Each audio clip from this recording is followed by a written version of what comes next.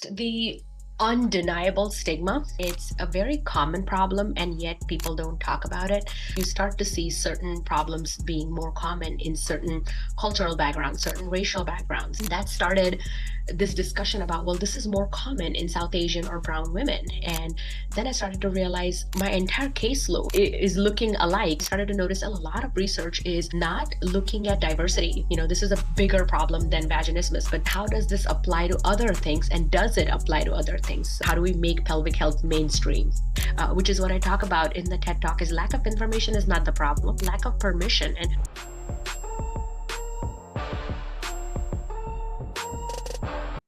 Dr. Darshana, this was probably one of the I felt like I was getting out of my seat hearing your TED Talk.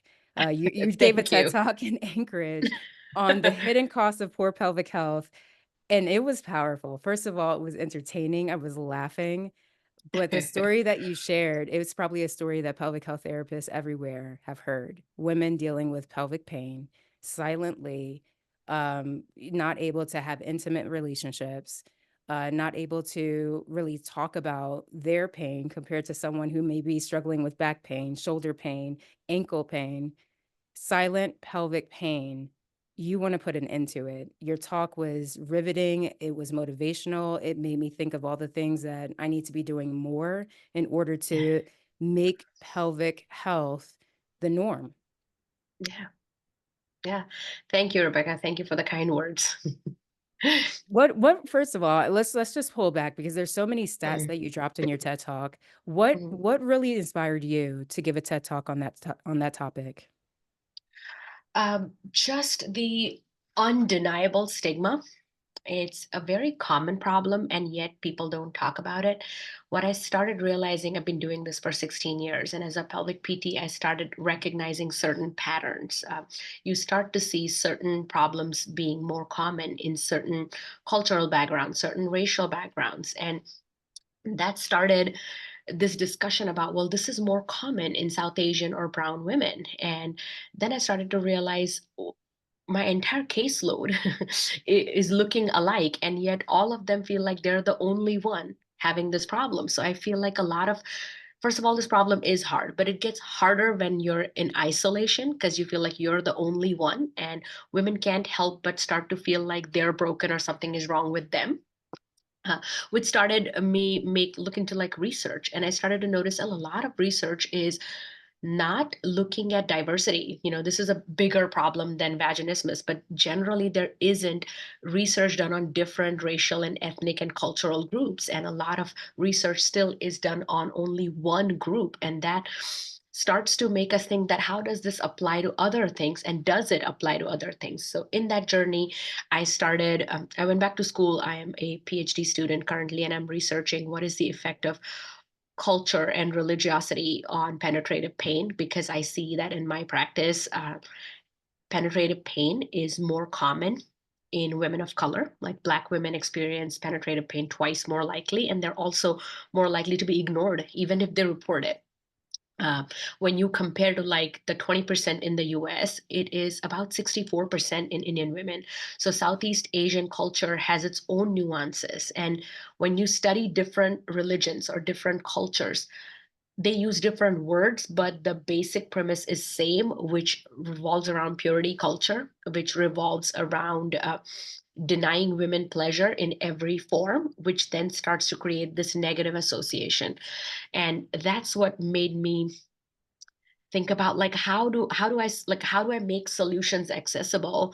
To that effect, I wrote a book that was primarily meant for people who are trying to help themselves but don't feel like they're ready to access care yet, or maybe they're in the part of the world where there aren't as many pelvic PTs. For example, in India, it might not be as easy to find that might be in the US. And most of my patient population, and I am from India, I grew up in India, so I feel very strongly about giving back in that way.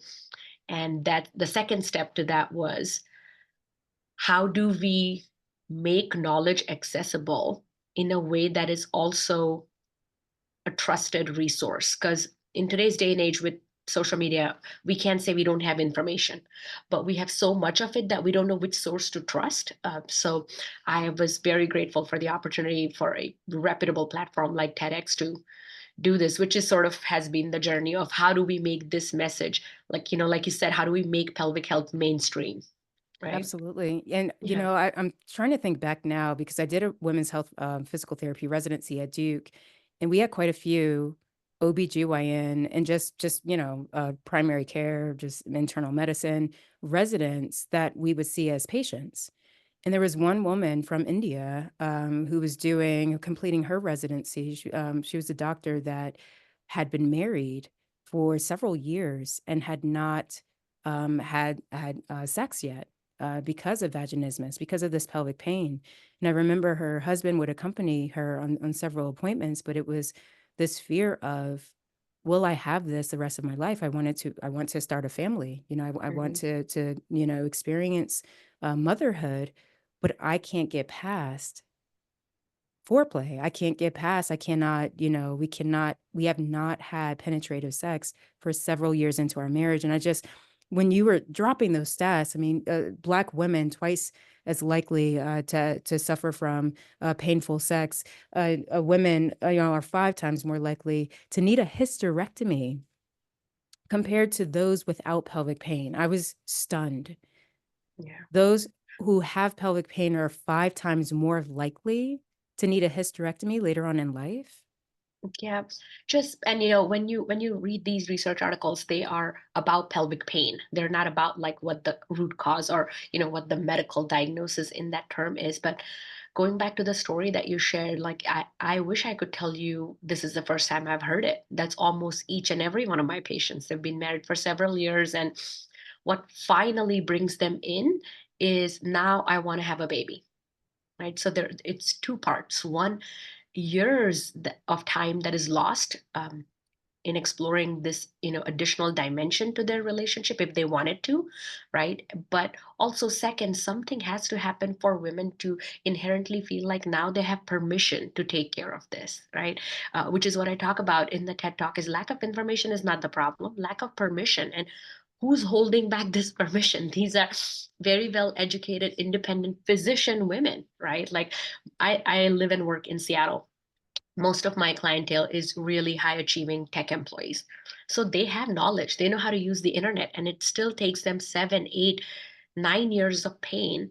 And they finally come to me when they feel like, I'm turning 35 and I want to have a baby, so it has to happen this year. Like, okay, well, no pressure. I have to fix this in like this year, right? But it all often makes me take a step back and realize I'm happy to help you with your goal, but why did we have to wait for this to justify you taking care of yourself, right? So it's not uncommon that a previous generation or maybe a different part of the world, women will struggle even longer. And that just escalates into, as we know, one pelvic floor problem, causes another one. Misery likes company. Bladder dysfunction will create bowel dysfunction. Sexual dysfunction will create musculoskeletal dysfunction. So this keeps going on until it's escalated enough where there are surgical interventions, right? So there's pain medications. There will be a lot of like mental health issues because this can cause a lot of anxiety, depression, which makes the pain worse. The pain makes the mental health issue worse. So it's like a cycle. And then that escalates enough where people need more invasive surgical treatments, which could have been prevented. And it's not about preventing the hysterectomy that one person might eventually need. It's about the quality of life that is lost between those many years, because there are so many things women just give up on because of pain. And we know it creates deconditioning in addition to all the other joys of life that they're missing out on. So there's a lot at stake. This is a huge quality of life issue. And often we start to feel like this is a personal problem, but it's not. Like it transcends in every area of your life, right? Like, how are you going to perform your best at work? If there is this, like, oftentimes I am my patient's dirty little secret because they don't even want to tell anybody they're going to pelvic PT. That's very isolating. Yeah. And yeah, we often don't realize the ramifications in other areas of life. One of their stats even in your TED Talk was that 50%, 57% of the workforce are made up by women. Is that I mean, 57%? of women make up the workforce? When you said that, No. I was So I think maybe the sentence didn't come across right. Out of the women currently in the US, if you look at number of women in the US, 57% of them are in the workforce are in the versus entire, yeah, workforce. yeah. And not the entire workforce, 57% are women and less are men. That's not what it meant, that out of all the women in the US, 57% are in the workforce. So they are. This is a workplace conversation because It really is. No, and I guess I was kind of alluding to that because I know that with healthcare consumers, over 80% of healthcare consumers around the world are women. And yet we're also in the workforce and we're not giving ourselves permission to prioritize our health. And when you know, I mean, my a lot of the work that I do is to bring this information to people sooner, and young women during childbirthing years, especially, between 20s and 30s, even, into mid-40s, they're in those childbirthing years that you even said would cause them to address their pelvic pain now because they want to give birth. Mhm. And yet, knowing the work that we do to really bring rehab sooner to women after childbirth, these are the same women who are probably more likely to not speak up if they've had a traumatic birth experience, to say, "I need help to through this recovery. I need help sooner." Right? If they're not speaking Yeah. up about pelvic pain, but now they want to start a family and they want to expand, and they're going to someone to address their pelvic pain to then have children, they're more likely to have worse outcomes if they're not speaking up and if they're waiting so long in order to address their impairments. We know with Black women, they're not just 2 times, they're more than 2 times likely. In some, areas of the country, they're as much as 9 times more likely to die from childbirth complications. This is a population health issue of not speaking up and prioritizing our health. I couldn't agree more. It's conditioning. Women get cultured over time, and sometimes if they find the right help, we do have, as you know, as a gatekeeper medical provider, we do have the ability to provide them education and resources where they know better now. So even though they waited too long to get care for pelvic pain, once they're in that process, they start to understand the difference between normal and common. They start to understand the difference between, do I have to struggle with this or do I have options? Because some of them I feel like don't even know that this is a possibility or this is an option. So my sincere hope is, by intervening, even if it's late, whenever you do intervene, the future outcomes are better because this is a postpartum person that now at least knows I have resources. I might not have bandwidth to access them right now because I'm figuring out baby or I'm busy with work or whatnot, but I at least know the resource exists. But very often we start to go back to that mentality of, no pain, no gain. Like motherhood is supposed to be hard. I'm supposed, like, we've glamorized suffering in many ways. Like women have to struggle to do this. I have to do this. I have to do that. And I feel like in some ways, if you're not sacrificing enough, you're not a good mom or a good wife or a good daughter. These are just cultural narratives. And again, you find those more in women of color. That makes it almost like an internal belief system that makes them deprioritize their care even more.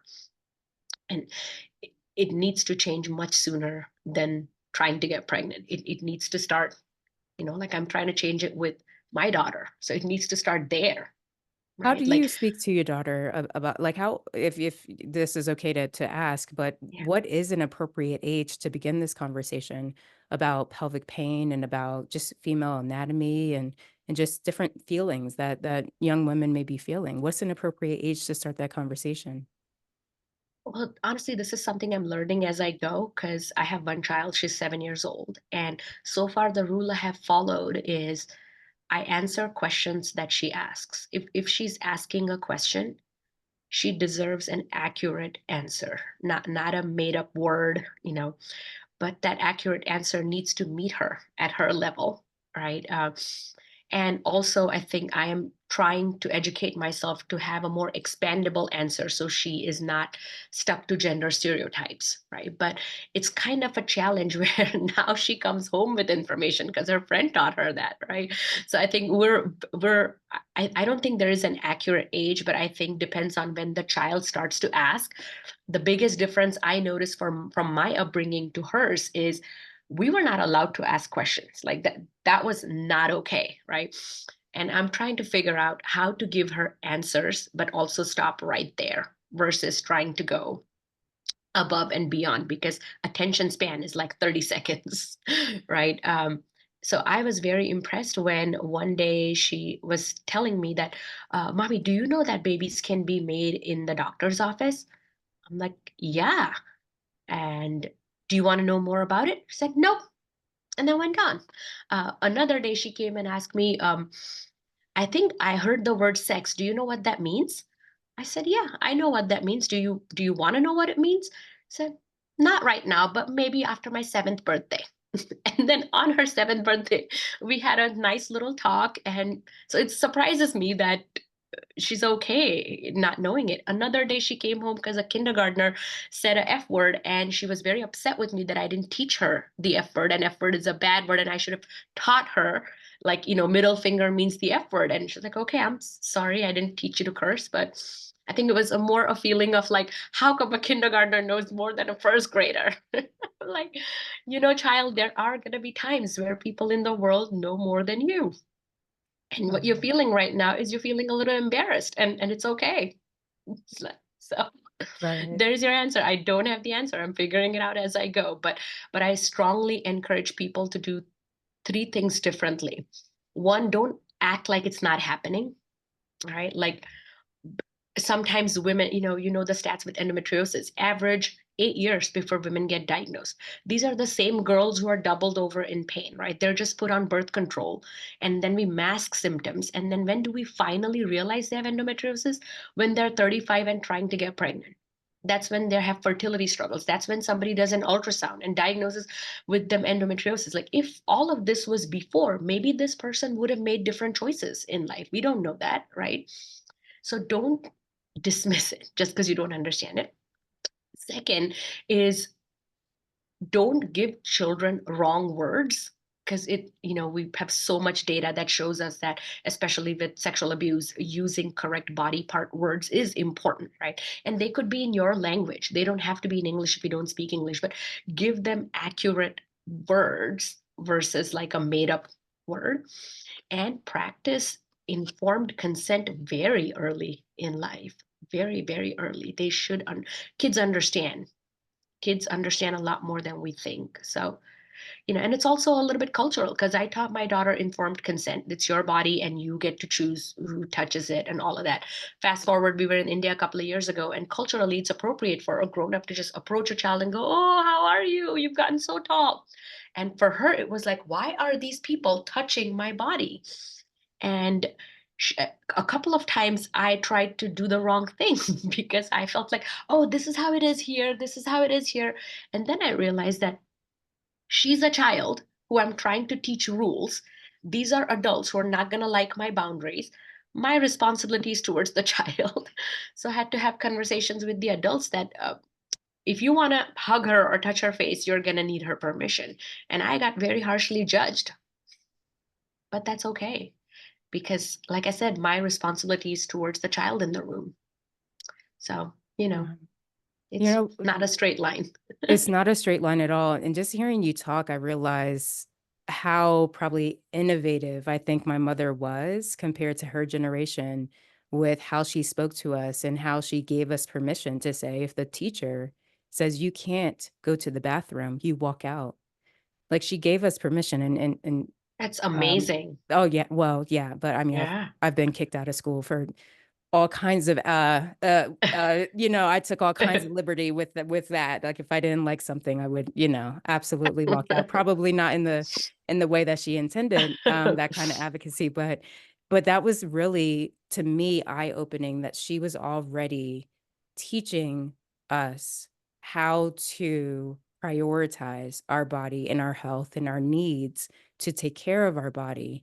And I also, I mean, I had painful periods as a child and stayed home from school, several times, within a month just because of those, cramps, and she didn't want me on birth control, so she was trying a lot of natural remedies. So I just learned a lot about things that I realize are just not mainstream, taught to young girls, not in terms of the conversation that you were talking, like naming things, body parts, penis, vagina. Like we knew those terms before, before we were definitely in the third grade, when we were starting to learn a lot from the fourth graders and the fifth graders who were going Mhm. through sex education. We already knew those words, at least in my family, but then I encountered kids in school that didn't, and kids in school that would hold, their need to go to the bathroom, and we know that now as public health therapists, all the issues that that creates in adulthood. I mean, I think I was speaking with Dr. Abby Bales when she, um, came up with she was doing a lot of research on this, but children who, um are told to, hold, their urge to go to the bathroom in school are more likely there's some percentage more likely to be victims of sexual abuse, men and women, later on in Mhm. life. When we teach children to not, listen to their body and listen to the authority in the room, they Yeah. later become adults who then concede to that authority and not listen to their body in terms of the discomfort that they're feeling. What are your thoughts on that? In terms of pelvic pain, do you feel like there's roots in childhood? There's moments in this childhood journey that we're actually setting up people that have more pelvic pain just by how we're raising children or teaching them in school. We certainly are. And, a whole lot of raising and teaching begins at home before children even go to school. So, a lot of this starts at home. It is not uncommon for me to spend my first physical therapy session with patients showing them their anatomy, like on a model and then on their body, and then quizzing them to identify their body parts. Like, people just know everything as vagina. People are not able to tell a difference. And like in pelvic health diagnosis, there is a difference between pain over the vestibule versus pain over the perineum versus pain inside the vagina, right? Like, these are nuances you would miss because everything is described as my vagina hurts, right? There is a direct implication of that. The other part of that is when you look at like pelvic pain studies, particularly penetrative pain or sexual dysfunction, one of the correlating factors is lack of sex education. Because in many countries, even now, sex education is limited to menstrual cycles for girls. Like, I very clearly, and I reference that in my book, is I remember very clearly being in eighth grade, and we had a sex education class where girls and boys were separated, and girls were taught about estrogen and progesterone and the menstrual cycle with the graphs and the oocytes, and that's not sex education, right? We till they don't know what the boys were taught because we were separated. So there is this whole lot of stigma, right? Like, when I grew up, the sanitary pads that were available in India, their name was Whisper, as in you have to whisper about this. Like, literally, all the commercials were like, there is like is universal girl code. When you look at somebody, you have a period, and do you have a pad? But there's just this whole lot of secrecy around it, which further makes girls, young girls who are still in that age where they're awkward, they're teenagers, they're not little, but they're not grown.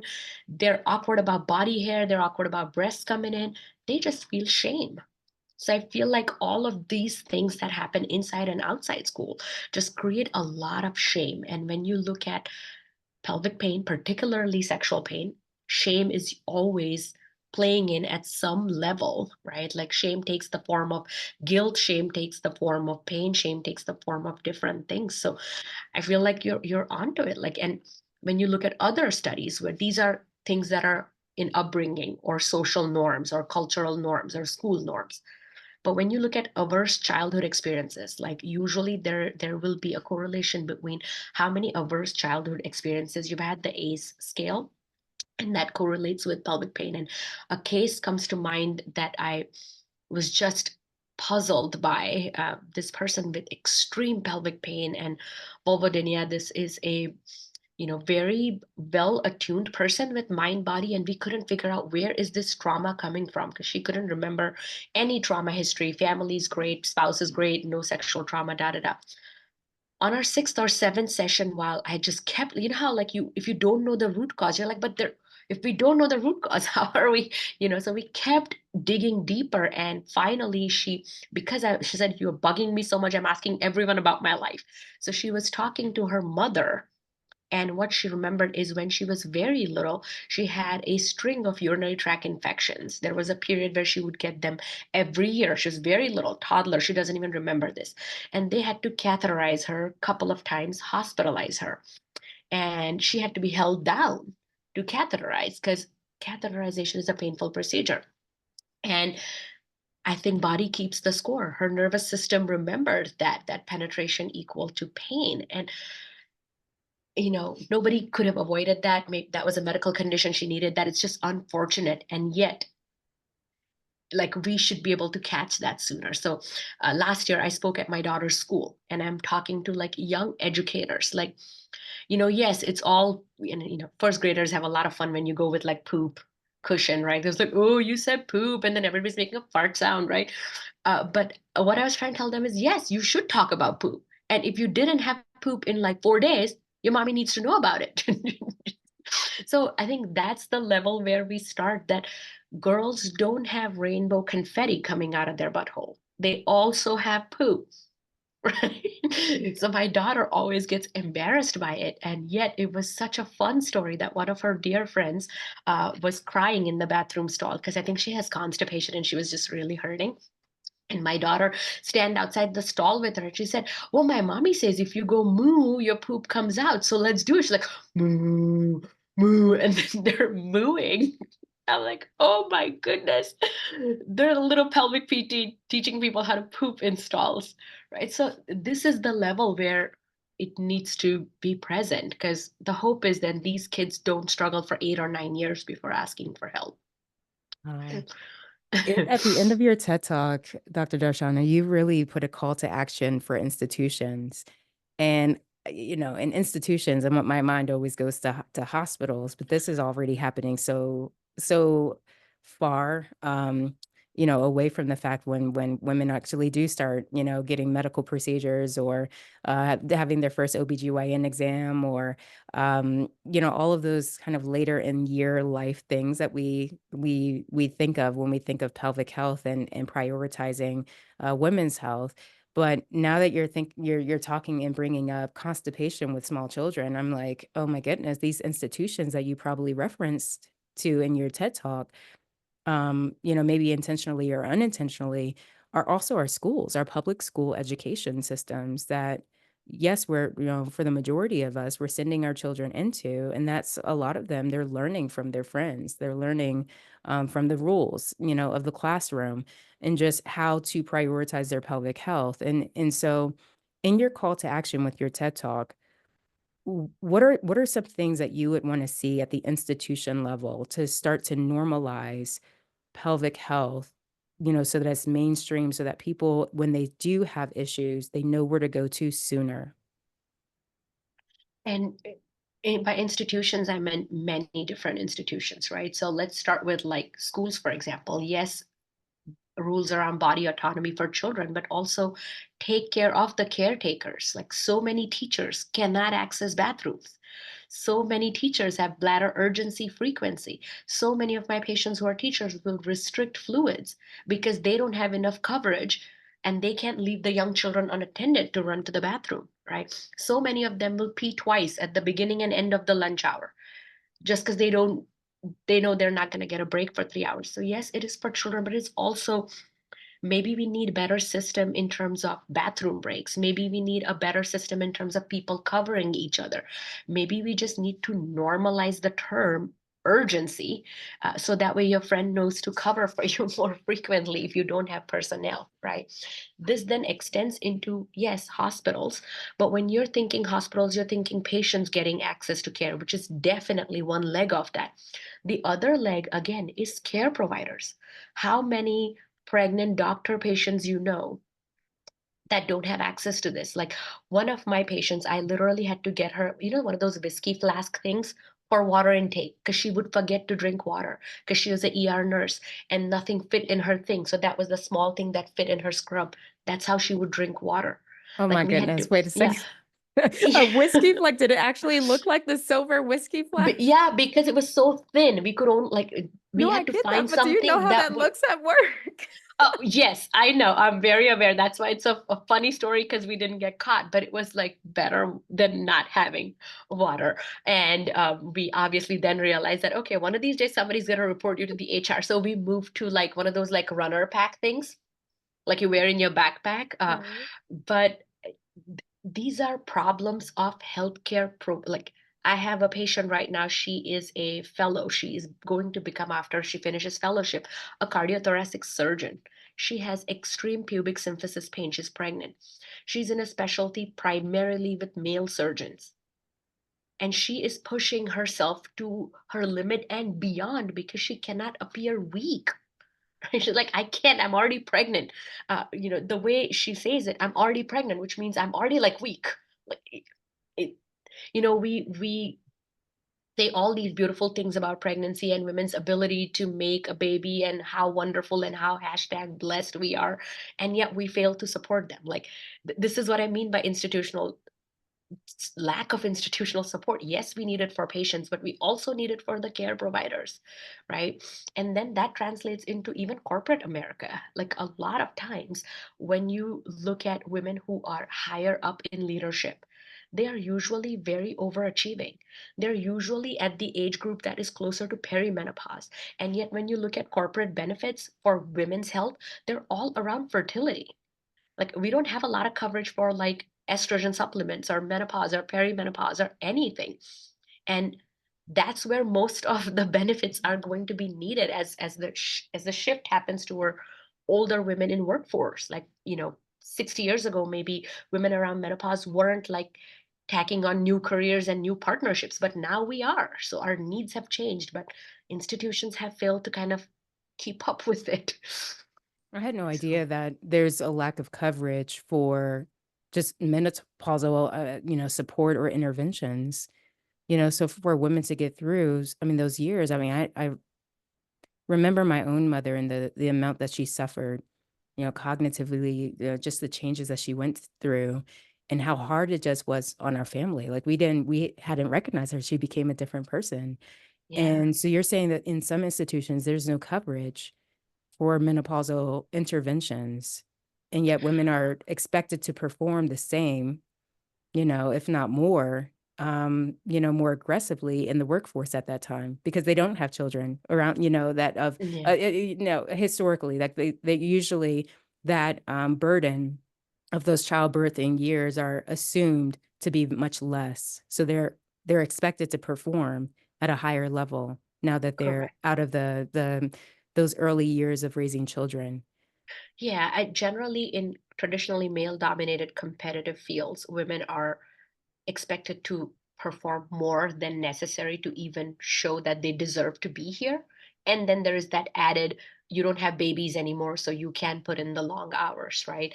It's a constant battle between like women are taught to like deny their feminine skills. Like you have to appear very cutthroat, you have to appear very masculine to sort of play the part in a leadership role sometimes. So there is that lack of respect and likability. Like you can only get one for women. That's happening while they're getting hot flashes, while they have urgent frequent urination, while they have anxiety, while they have sleep issues, right? This is all what comes with perimenopause and menopause. So when you think about benefits to support women in that age of their life, we need benefits as in insurance benefits that covers estrogen supplements, but we also need benefits like flexible work hours, or we need like room temperature that can be controlled, or we need just basically lack of stigma, because even now, even for women, there is a lot of internalized stigma about menopause because it feels like you're drying out and basically useless at this point.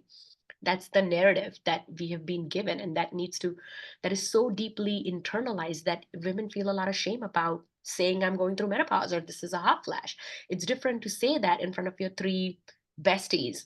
But what women don't feel like they can ask for that accommodation, especially women who are going through significant mental health challenges, because menopause is known to make anxiety, depression, sleep disorders worse, right? And we're not necessarily accommodating for that. I'm not sure I know what an ideal solution would be, but I feel like we cannot even start thinking about solutions if we're not accepting the problem. Currently, we're not even accepting the problem, and then we will articulate it, and then we will actually come up with a solution. And what is good about this whole situation, though, is these are problems primarily affecting women in leadership positions because it naturally takes you a few years to go up to there. By then, you're for the most part older enough to like be in that age group. So these are also women who are making the changes.